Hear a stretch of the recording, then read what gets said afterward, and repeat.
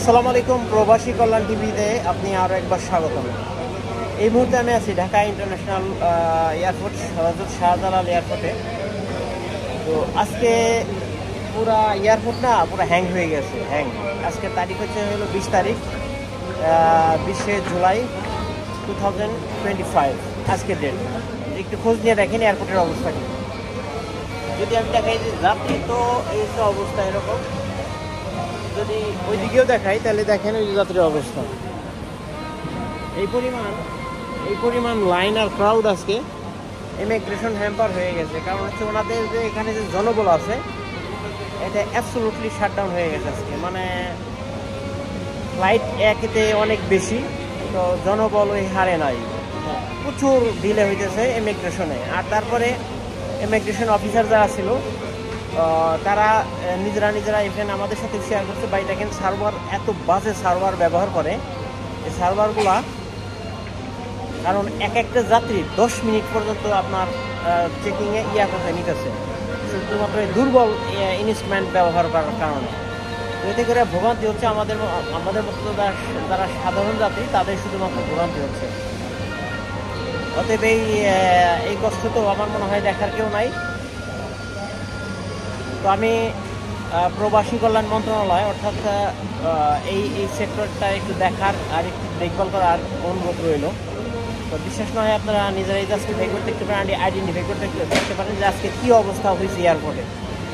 ঠিক আছে, তো আজকে অনেক যাত্রী ফ্লাই মিস করবে, অনেক ফ্লাইট ডিলে হবে 100% কনফার্ম। আমার বেসিক্যালি আমার নিজের অভিজ্ঞতা থেকে। আর আমি যখন সিরিয়ালে আসছি, সিরিয়াল দিয়ে আসলে তাহলে আমার ফ্লাইট নিশ্চিত মিস ছিল। ওখানে আমি স্পেশালভাবে করে দেখাইছি, আমার টাইম শর্টেজ এইভাবে ঢুকছি। ইমিগ্রেশনে আমি রিকোয়েস্ট করে এভাবে সামনে দিয়ে আসছি। আদারওয়াইজ আমার ফ্লাইটও আজকে মিস ছিল।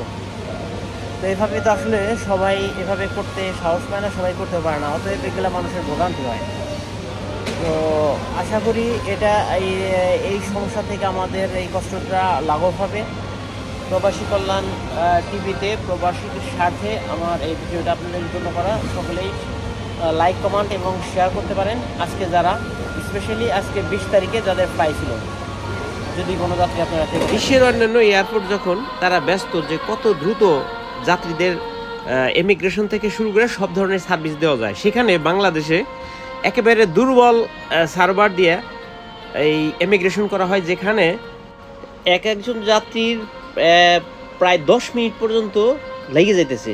তো এটা যে কত বড় ভোগান্তি, মানুষের যে ঘন্টার পর ঘন্টা ইমিগ্রেশনে এসে কেন দাঁড়ায় থাকবে, 1 থেকে 1.5 ঘন্টা একজন লোক কেন দাঁড়ায় থাকবে, এর জবাবদিহিতা কি? ভাই আজকে যাত্রী কেমন ছিল? আজকে পুরো এয়ারপোর্ট হ্যাং হয়ে গেছে, এরকম না? তো আপনি ইতিপূর্বে এরকম দেখছেন এরকম ক্রাউড কখনো, এরকম যাত্রী? সিজন ঈদের পর তো আজকে অনেক দুর্ভোগ হয়েছে না এয়ারপোর্টে? ইমিগ্রেশনে কতক্ষণ দাঁড়াইছিলেন?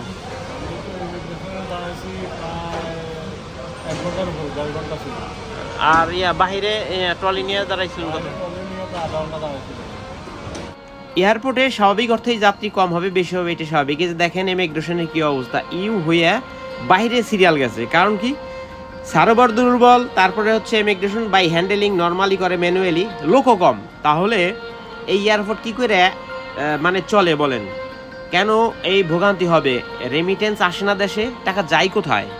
ইমিগ্রেশন অফিসার যারা আসলো তারা অতিষ্ঠ হয়ে গেছে, কারণ হচ্ছে যাত্রীর প্রচুর চাপ।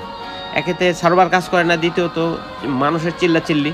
তো এগুলো তো নিরসন করতে হবে। আর দ্বিতীয়ত বাহিরে ব্যবসা শুরু হয়ে গেছে সেই আগের মতো, কারণ ট্রলি নিয়ে পাবলিক ইজিলি ভিতর ঢুকতে পারে না। তখন দালাল চক্র এসে বলে, ভাই ঢুকবেন, 200 টাকা দেন, ভিতর ঢুকাই দেই ভিআইপি ভাবে। তো এই যে প্রথমে হলো ফোর্সলি ঢুকায় না বা ঢুকতে পারতেছে না, তখনই এই আরেক দালাল চক্র এসে পাবলিকরে এভাবে হয়রানি করে।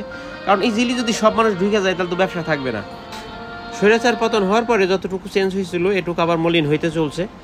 তো এই জন্য এয়ারপোর্টের কর্তৃপক্ষ যারা, তাদেরকে দৃষ্টি আকর্ষণ করতেছি যে আপনারা যেসব পচা সার্ভার লাগায় রাখছেন এগুলো চেঞ্জ করেন।